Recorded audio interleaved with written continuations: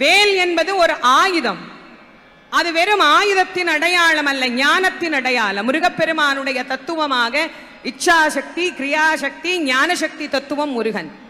இச்சாசக்தியாக வள்ளியம்மையும், கிரியாசக்தியாக தெய்வயானையும், ஞானசக்தியாக வேலாயுதமும் அங்கே சொல்லப்படுகிறது. வேல் என்பது ஞானத்தினுடைய பிரதிபிம்பம். ஞானம் எப்படி இருக்கணும் அப்படின்னா, வேலினுடைய வடிவத்தை தான் காட்டுறோம். மேற்பகுதி கூராக இருக்க வேண்டும், நடுப்பகுதி விசாலமாக இருக்க வேண்டும், அடிப்பகுதி ஆழமாக இருக்க வேண்டும். இங்க எங்க பார்த்தாலும் உங்களுக்கு வேல் வச்சிருக்கிறோம். இல்லைன்னா நீங்க இப்படி என் கையை பார்க்கலாம். இந்த கையினுடைய அமைப்பு வேலினுடைய அமைப்பு. அதனால்தான் பெரியோர்கள், ஞானியர்கள் எல்லாம் இப்படி ஆசீர்வாதம் பண்றதுக்கு காரணம் என்னன்னா, ஞானம் கிடைக்கணுங்கிறதுக்காக இப்படி பண்றாங்க.